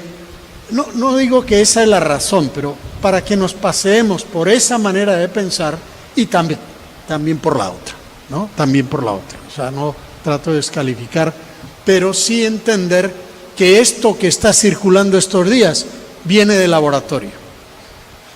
Son fotos de hace un año. Como viene de laboratorio, una última noticia, la semana pasada, un poquito antes, última noticia, está empeñado el diálogo, y el Vaticano está insistiendo en el diálogo, entonces aparece, primera página. La canciller ayer se entrevistó con Parolin, con el tal Parolin, que además le dieron una respuesta que no ha sido pública, terrible, el gobierno venezolano, pero ahora hay que aparecer como amigos. Y tú no puedes decir, soy amigo del Papa y enemigo de Parolin, porque el secretario de Estado. Entonces, la canciller estuvo con Parolin y hablaron del diálogo y están entusiasmadísimos con el diálogo. Pasa a la página 4. Voy a la página 4 y hay una foto. El texto no dice nada, sino que hablaron que muy bien. Y la foto, claro, aparece un cardenal. Entonces, el que no entiende dice, aquí está la canciller con Parolin. Están la canciller y su hermano, el alcalde de Caracas, no ahora en febrero, sino en diciembre en Roma, que lo recibió, no Parolin. Pidieron entrevista con el Papa, no se les concedió. Pidieron con Parolin, no se les concedió. Pero alguien los tenía que recibir y le dijeron, Cheli, recíbalos usted. La foto no es de Parolin, sino es Cheli con los dos hermanos en diciembre y nos meten gato por liebre. O sea, hay toda una manipulación en estas cosas muy fuerte. Esto lo digo no para decir que no estemos incómodos o que a mí me moleste que tal cura. Yo creo que es bueno que nos exijan seriedad en estas cosas, ¿no? Pero en cuanto al nuncio, a veces el oficio de ellos, hay otra cosa que yo voy a citar. El defensor del pueblo, el defensor de derechos humanos, el Alzheimer, no, el William Tarek. William Tarek, cuando el cardenal Urosa recientemente dijo que el llamado diálogo fue una burla, una intervención dura, salió Tarek diciendo: usted no está autorizado para declarar sobre el diálogo. El que está autorizado es el Vaticano y el nuncio. Usted no está autorizado. Y yo escribí un artículo que se llama Funcionarios regañan al cardenal. Y cito a este señor y le digo, no solamente están autorizados, está mandado que la iglesia local es la que tiene que batir el cobre. El Papa no va a entrar. ¿Cómo fue el diálogo? ¿Quién es el representante del CN? Eso le toca a la iglesia local. No, ni siquiera al clero local nada más, a la iglesia local. Y el que va a discutir si la política de abastecimiento es correcta o no, es la iglesia local, no es el Vaticano. Y la iglesia local, después de consultar, como lo está haciendo, a los expertos, mire, en ganadería, ¿cómo viene este año o el abastecimiento o la importación? Y se acude a expertos, sean creyentes o no sean creyentes, que sean verdaderos expertos. Yo no puedo hablar de qué es lo que hay que hacer para rescatar el hospital principal de Maracaibo, pero hay médicos que saben. Yo tengo que consultar. No es, usted no puede hablar, hay que esperar que hable el Papa. El Papa no habla de eso. El Papa tiene que hablar de los principios fundamentales. Y en eso estamos todos de acuerdo. Pero es la iglesia local la que tiene que realmente discutir las situaciones concretas. Me parece que puede ser un abuso, pero es una cita pequeña sobre esto que digo, el papel de la iglesia local y la obligación que tiene el Vaticano a escuchar a la iglesia local, y lo hace, de manera que la carta esa de Parolin no la inventó él y el Papa, de acuerdo con los obispos, y por eso está en la carta de los obispos. Pero permítame dos citas. El Papa Francisco, en contra de lo que dice Tarek, el Papa Francisco, en un documento, dice lo siguiente: ni el Papa ni la Iglesia tienen el monopolio de la interpretación de la realidad social o en la propuesta de soluciones para los problemas contemporáneos. Está en este mismo. El Papa no sabe de todo. En cada país tenemos que dar la cara a nosotros, y en cada región. En Maracaibo yo no voy a dar las soluciones de Maracaibo, las tienen que dar ustedes. Y el Papa, eso es el número 184, continúa y cita una cita importantísima que tú te acordarás de Pablo VI en 1971, en un documento que se llama Ottogésima Adveniens, en los 80 años de la Rerum Novarum. Y dice: frente a situaciones tan diversas, nos es difícil pronunciar una palabra única, como también proponer una solución con valor universal. Puede haber principios universales, pero una solución no. No es este nuestro propósito, ni tampoco nuestra misión. Incumbe a las comunidades cristianas analizar con objetividad la situación propia de su país. Incumbe a las comunidades cristianas, no al Vaticano. El Vaticano se nutre de las informaciones que le enviamos de acá. Entonces, yo esto unos dicen que se lo restregué al señor, pues sí se lo restregué porque se lo merecía, diciendo el cardenal no está autorizado, el cardenal está obligado, como el presidente de la conferencia episcopal, que ayer les habló muy bien a ustedes. Adelante. Buenas noches. María Betilde Romero. Padre Ugalde, la Conferencia Episcopal Venezolana describe perfectamente la situación de Venezuela. ¿Por qué la Iglesia?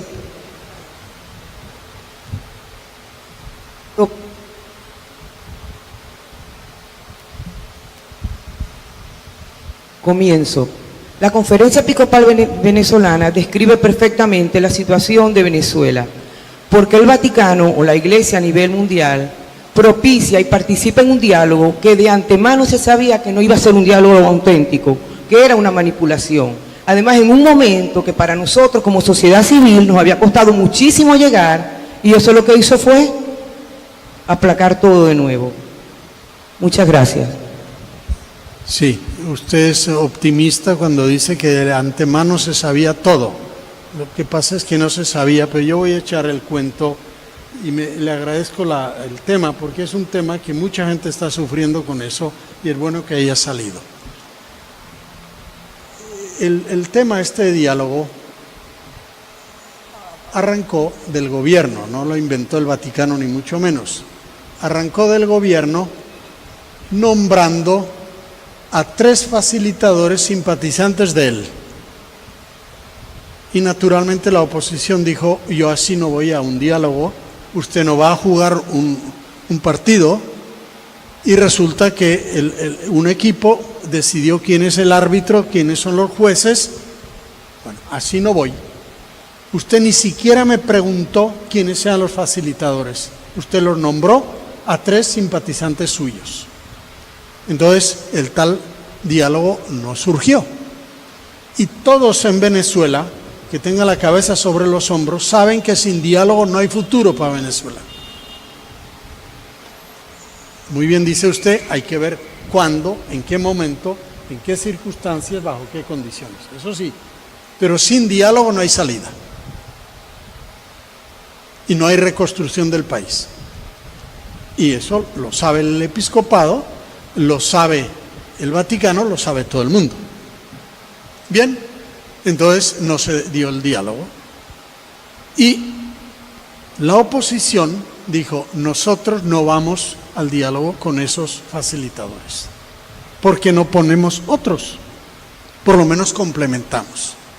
Por ejemplo, Fernando Enrique Cardoso, que es un socialdemócrata, pero de un gran prestigio internacional. O el Premio Nobel de Costa Rica, Arias, que también es un hombre reconocido. O el socialdemócrata de Chile, que hizo pues un buen gobierno, o alguien de la OEA, se dijo, o el Vaticano. Nosotros del Vaticano nos fiamos, pero de esto no nos fiamos. Bueno, y entonces la oposición, por allá, no sé si en mayo o después, mandó la carta, diciendo que agradecerían, para equilibrar aquello, que viniera, probablemente también le pidieron a la OEA o a algún otro, pero pidieron el Vaticano. El gobierno nunca se ha fiado ni de la iglesia local menos todavía, y nunca se ha fiado del Vaticano. Pero, efectivamente, y ahí viene cierta ingenuidad que quizá sí hubo, cuando las cosas se fueron empeorando, no es que teníamos la solución en la mano, no es que íbamos a hacer una marcha a Miraflores y nos salía a la puerta Maduro y decía, muchas gracias, pasen ustedes, quédense y yo me voy. Eso no es así. La marcha a Miraflores, si se hubiera dado, no pasa de la Plaza de Venezuela y hay una matazón. Eso me lo admitieron a mí todos y cada uno de los partidos. Eso se lo he dicho a María Corina. No podemos ser infantiles en eso, pensar que con un empujón se cae esto. Hay que dar muchos empujones bien articulados y bien serios. Pero bueno, entonces efectivamente el gobierno calculó de alguna manera que era bueno decir sí al diálogo. Entonces dijeron sí al Vaticano, porque el Vaticano dijo, y el nuncio me lo dijo a mí personalmente, nosotros no podemos ser facilitadores si ambas partes no nos invitan. Es como en un pleito matrimonial. Bueno, a mí me invitó el marido, pero la mujer no me puede ver, pues yo no puedo facilitar nada ahí. ¿No? Tiene que haber. Bien, entonces se dio eso por allá en septiembre y yo creo que hubo varios fallos en la línea en que usted muy bien señala. Un fallo fue, una cosa es que tú digas, vengan, pero nosotros los que tenemos que dialogar decimos de qué se va a dialogar. No es el Vaticano el que dice eso. ¿Quién va a dialogar por este lado y quién va a dialogar por este? ¿Cuáles son los 3, 4 objetivos que queremos lograr resultados? O sea, no es un diálogo, bueno, un divertimento que tenemos. No. Es una emergencia, es una especie de consulta de médicos porque el enfermo se muere. Entonces el diálogo ni es para ganar tiempo ni para perder tiempo. Es qué hay que hacer para que no se nos muera. Eso es lo que falta en este momento del país. Entonces tú tienes que ir, tu político tiene que ir claro, estos son los temas. Y los temas son restablecer la Constitución, eso no es negociable. No es negociable que el ejército sea un partido político. No es negociable que usted pueda tener presos políticos. No es negociable que haya o no haya elecciones. Esos son puntos a rescatar. Y la oposición en eso tenía que estar claro. Bien. Pero vamos primero con la iglesia y después voy con la oposición. Acordaron que iba a venir alguien y ha ocurrido una cosa pública que nunca nos han explicado. Ustedes vieron que vino un señor que es un suizo que es nuncio en Argentina. Vino un domingo, dijo que se había empezado el diálogo. Monseñor Padrón al día siguiente dijo, aquí no ha empezado ningún diálogo, es un prediálogo. Y ese señor vino, desapareció y nunca ha vuelto. ¿Qué pasó ahí? Yo le pregunté a Monseñor, creo que esto se puede decir porque todos somos adultos. ¿Y qué pasó? Bueno, parece que el que tenía que venir era Cheli, que es el que está dialogando en China y es un experto. Pero él dijo, yo en esa fecha no puedo ir. Bueno, pero tiene que ser en esa fecha. Pues yo en esa fecha no puedo ir. Entonces dijeron, bueno, que vaya este otro. Y debía haberse enterado más. Pero la gente no está enterada del avispero alborotado que tenemos aquí. Entonces vino quizá un poco ingenuamente, debía haber conversado con el presidente de la conferencia, con este y con el otro. Bueno, pero no es que el diálogo, el que echó a perder o el que hizo no sé qué es el Vaticano, no. Hubiéramos deseado que hubieran venido con un poquito más de malicia y saber que cuando dicen que 2 y 2 son 4, están diciendo que son 6. O sea, que la palabra que te dicen, etcétera, eso, bueno. Entonces hay esa limitación, primero en la forma de venir no adecuadamente preparado, no dialogar previamente para ejercer bien, pero el diálogo no lo decide ni los temas ni nada el Vaticano, es un facilitador. Ahora vamos a los políticos. Después que invitaron todos unánimemente, probablemente a posteriori, que es muy fácil aconsejar después, pero lo prudente hubiera sido, muy bien, usted, Vaticano, ha dicho que viene, pero en este momento no venga, no es el momento. Pero ¿qué dijeron? Bueno, le invitamos, ahora no le vamos a dar un portazo. No, pero hay modos de dar un portazo y decirle, mire, en este momento no conviene. Pero no se sentaron a decir cuáles son los temas del diálogo, quién nos va a representar. Y al final uno dice, ¿y por qué estaba ahí fulano de tal? No los voy a nombrar. ¿Y por qué estaba este? ¿Y a quién representaba? ¿Y cómo al final aprobaron un papel? ¿Quién lo aprobó? Cuando usted tiene una negociación de un contrato colectivo, usted manda un abogado de su empresa y usted manda el suyo, o el representante de los trabajadores. Pero usted, abogado, no firma nada. Usted me trae el borrador. Hemos llegado a esto. Yo en consejo, lo que sea, digo, esto es aceptable, esto no es aceptable. Y el abogado siempre tiene ese respaldo. A mí no me pueden pedir que firme, yo no firmo. Va a una instancia. Lo mismo, el que está en la mesa, primero tiene que ser bien elegido y segundo, va a una mesa, hay un tiempo y dice, mira, esta redacción es inaceptable, esto está redactado por el lado del gobierno, esto es una ingenuidad, aquí hay una trampa. Eso que es el ABC no se hizo, ni la elección de las personas, ni la precisión de los temas que había que concretar, y tampoco se hizo esa instancia, tomar distancia de la mesa para aprobar o no aprobar.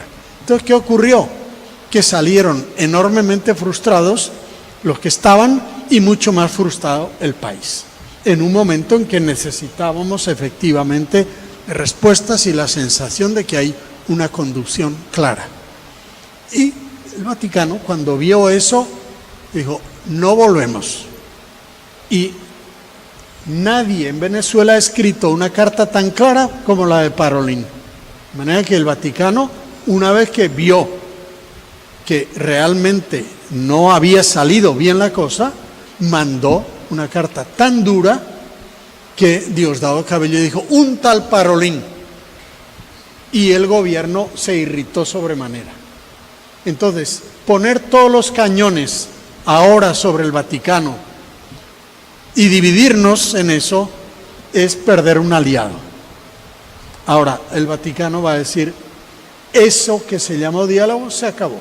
El día que haya diálogo de verdad, será otra cosa y probablemente con otros facilitadores y con un tema, una agenda bien elaborada.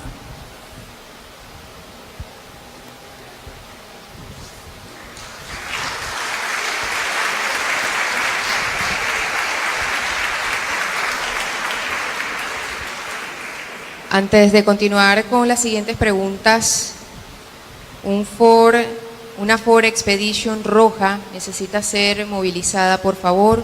También un Volkswagen negro, placas VFA93P y un Cavalier gris. Siguiente pregunta.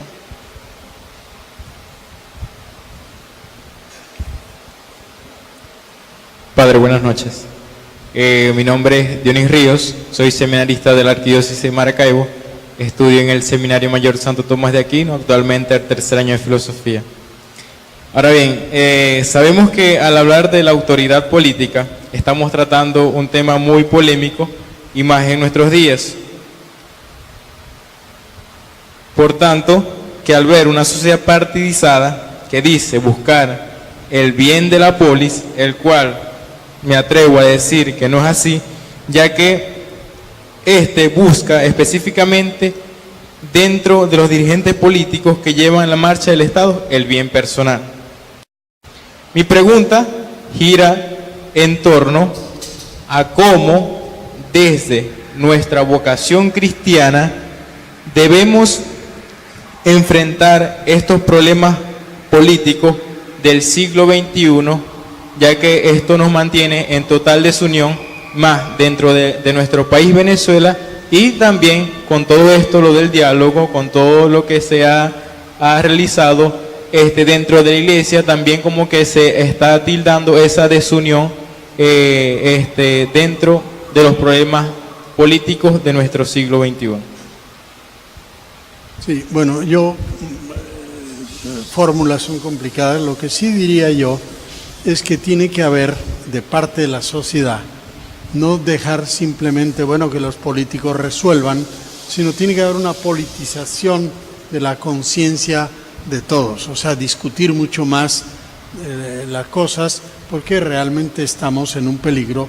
Y por otro lado, yo creo que los partidos, como sintieron después del fracaso del mal llamado diálogo, sintieron como cierto rechazo de la población, cierta frustración lógica, entonces yo creo que eso nos va a ayudar, porque están conscientes que tienen que recuperar la confianza que se perdió en buena parte.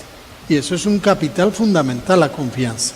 Entonces yo creo que tiene que haber mucha más comunicación entre los líderes políticos y la población, de tal manera que la población diga realmente lo que llevan entre manos no es si va a ganar la gobernación, la alcaldía, la presidencia, frente al partido A o el partido B, sino realmente están conscientes de que aquí nos jugamos la vida, y la vida es este profundo malestar de la sociedad. Y recuperar eso, pues es o sea, yo creo que hay que ir por ahí, no es que haya una ciencia especial, pero la politización de la población y el someterse los líderes políticos a escuchar a la población, eso es algo realmente importante. Buenas noches, padre. César Montoya, diácono. Todos los documentos de la Iglesia señalan que el laico por vocación irrenunciable está llamado a participar en política. ¿Cree que todas las manifestaciones piadosas, como la Chinita, la Divina Pastora, ese tipo de cosas, en líneas generales, la actividad evangelizadora donde el laico es protagonista, en los momentos actuales de claro absolutismo, deben tener un contenido que propenda a la justa rebelión, le añado pacífica, es decir, que pasemos de la retórica a la práctica y de la queja a la acción? Bien, yo creo que usted plantea un tema delicado, un tema muy delicado. O sea, ha puesto el ejemplo de la Chinita, la Divina Pastora. Bueno, podía haber puesto también, o yo puedo poner, bueno, que Ugalde todos los domingos lo que ha dicho aquí lo diga en la misa. Pues yo digo, no puedo decir eso en la misa, es faltar al respeto a la gente. O sea, hay un terreno donde hay que andar con mucho cuidado en trastocar cosas. Pero voy a recordar un aspecto que su intervención me trae a la memoria. Ustedes deben estar en la revista SIC. El año 39 o 40 fue la coronación de la Chinita o algo así. Y Caldera, que entonces no tenía ni 30 años, fue el laico orador de orden en esa ceremonia súper solemne. Y el discurso de Caldera dice: en Venezuela tenemos una fe, tenemos manifestaciones multitudinarias como esta de la Chinita, que son extraordinarias, pero la iglesia venezolana tiene una carencia fundamental, y es que no incide en la vida política. Es decir, que es una iglesia que celebra las cosas de piedad, la procesión de Semana Santa. Ahora, ese discurso es importante. O sea, decir, la iglesia tiene que desarrollar esta dimensión y tiene que desarrollar la otra dimensión. Pero al mismo tiempo sería, me atrevo a decir, un infierno si dijéramos, viene mucha gente en Semana Santa al Cristo de no sé qué procesión, y entonces yo hago un mitin diciendo hay que salir del presidente, hay que tumbar al gobierno. O sea, no sé si he dejado claro, ahí sí quiero ser tajante. Si la iglesia, o los laicos, más bien los curas, hiciéramos eso, sería un desastre, peor el remedio que la enfermedad. Hay que respetar los ámbitos, y los ámbitos religiosos. Si ustedes vienen a esta iglesia, la gente tiene derecho. Yo soy de ADECO, yo soy copellano, yo soy del MAS, yo soy chavista, a tener mi celebración dominical en paz, mi devoción en paz, y es para tocar las teclas interiores. Si yo toco las teclas de fuera que dividen a unos a otros, saldremos peleando allá en la puerta. Entonces, esa es mi opinión, respeto cualquier opinión distinta.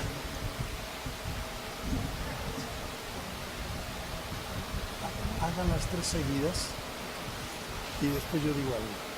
No por mí, sino por el tiempo.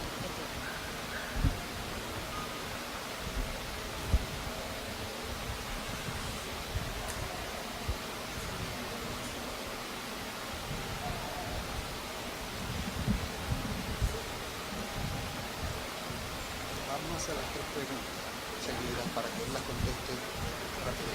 Las 3 seguidas. O sea, que hace la suya y que hace. Buenas noches, Padre Ugalde. Padre, la mayoría de los partidos de oposición, unos son de centro izquierda y otros son de centro derecha. Y la gran mayoría de los militantes y de sus autoridades son católicos, en su gran mayoría. En virtud de que no es la Iglesia Católica la llamada a convocar, me voy a permitir decir esta frase, a las vacas sagradas de esos partidos, como no es la Iglesia, porque no sé si le van a hacer caso, aun cuando le deberían hacer caso, ¿verdad? Entonces será el Congreso de Laicos que va a haber próximamente, que llame tanto a todos los partidos de oposición para que no los agarre un posible nuevo diálogo sin haberse puesto de acuerdo en cuál es el proyecto país sobre el cual van a hablar. Muy bien. Ella habla del Congreso de Laicos, que es muy próximamente, no sé si es el 27, 28 por ahí. Ayer recibí yo la invitación, no puedo ir porque estoy en Mérida y San Cristóbal. Pero yo creo que es importante eso que usted dice, ¿no? Hay cosas que deben, la voz de los laicos de iglesia debe oírse mucho más. Yo creo que los obispos han ido lejos. Como me dijo a mí uno, me lo dijo con simpatía: padre, usted ya está sobregirado. Y es verdad, estoy sobregirado. Yo he dicho cosas que hubiera querido que las hubiera dicho un laico. Pero bueno, he tenido que decir porque el silencio era peor. Pero lo que usted apunta es muy importante. Los laicos pueden y deben decir, y con los partidos políticos hay que ser exigente, sabiendo que estamos en una dictadura, y no pedir milagros. ¿Y qué hace fulanito de tal? Pues hace lo que yo puedo hacer, porque no tiene más fuerza que yo, o que tú, o que el otro. Están amenazados de muerte, varios están en la cárcel. O sea que no hay que pensar que aquí estamos en un juego donde tú bateas y yo bateo. No. Estamos en una dictadura y todos ellos están amenazados de suspensión, de eso, y ustedes conocen nombres y apellidos. Pero dicho eso, tenemos que ser exigentes. Y en ese sentido, los laicos católicos y otros que no sean laicos católicos también. Sí hay que evitar, y eso en la historia de Venezuela se evitó bastante, que se identifique el voto católico con el voto de un partido. Eso en este momento no lo hay, pero en Venezuela, incluso con el voto de Copey en su momento, quizá en algunas regiones sí, pero eso con el tiempo, pues un católico votaba por AD y votaba por... Quizá en el origen no tanto, pero el anticlericalismo que había en Venezuela en la generación del 28 se fue diluyendo y los anticlericales se dejaron de ser anticlericales la mayoría. Yo podía pasar la noche contando anécdotas muy bonitas en ese sentido. Gente que pidió la expulsión de los jesuitas y después hemos fraternizado y reconocen, bueno, aquello fue un disparate que yo en la constituyente dijera que el mal que había en la iglesia venezolana era la existencia de los jesuitas, por decir algo, ¿no? Pero sí hay que evitar siempre identificar el voto católico con un partido, que cada uno decida cuáles son opciones aceptables. Pero en este caso que estamos hablando de la unidad nacional en las cosas grandes y fuertes, ahí sí podemos hablar y debemos hablar. Buenas noches. Padre Ugalde, muchas gracias por su conferencia, realmente la aprecio bastante. Estoy plenamente convencido que el bien común es realmente el vértice a buscar por la sociedad. Es una especie, como lo entiendo, de una gran verdad de origen que tenemos que buscar. No será, en cuanto al problema que se ha hablado de la cuestión política. Sí, ok, está bien. En cuanto a la cuestión política, creo que el problema que usualmente se menciona no radica en la naturaleza misma de la política como factor importante humano, sino en la forma como se está ejerciendo, como entiendo que se está ejerciendo en nuestro medio. Es decir, según mi percepción, los hacedores de política, los que están ejercitando la política, más de las veces ignoran ese vértice común que se busca, como es el bien común, y ponen todo su énfasis en las cuestiones muy particulares, cuestiones individuales, bien sea de carácter ideológico, bien sea de carácter de intereses personales, etcétera, etcétera. La pregunta es esa: ¿será entonces que el problema radica solamente en la forma como se está ejerciendo la política, más que en la misma naturaleza divina, digamos así, de la política como factor importante humano? Bueno, eso siempre es así. Lo que estamos diciendo, que el poder tiene tentaciones propias. Si usted va a ser aviador y le da vértigo la altura, pues lo único que hay que decir, mire, en el oficio de aviador hay que cuidar esto.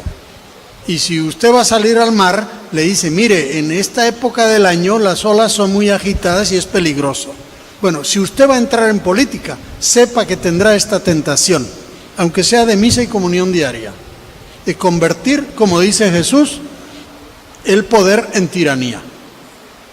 Y entonces, para no caer usted en esa tentación, primero tiene que cultivar su actitud interior. Pero además hace falta la ayuda exterior, porque que sepa usted que si usted cae en ese abuso, le caemos nosotros a usted y lo destituimos. Muchísimas gracias, Padre Ugalde. El último, ¿no? Sí, culminamos la ronda de preguntas. Muy nutrida hoy, por cierto. Queremos agradecer, en primer lugar, al Padre Ugalde por haber estado con nosotros y habernos brindado sus palabras. Realmente reconfortantes para nosotros. Los esperamos a todos mañana nuevamente a las 5:30 de la tarde. Tendremos mañana al doctor Ramón Guillermo Aveledo, y el viernes cerraremos la 11ª semana de la doctrina social de la Iglesia con la ponencia del doctor Guillermo Yepes Boscán. Mañana a las 5:30 nuevamente los esperamos. Muchísimas gracias a todos. Feliz noche. Eso entra dentro del bien común. Si entra dentro del bien común, vamos.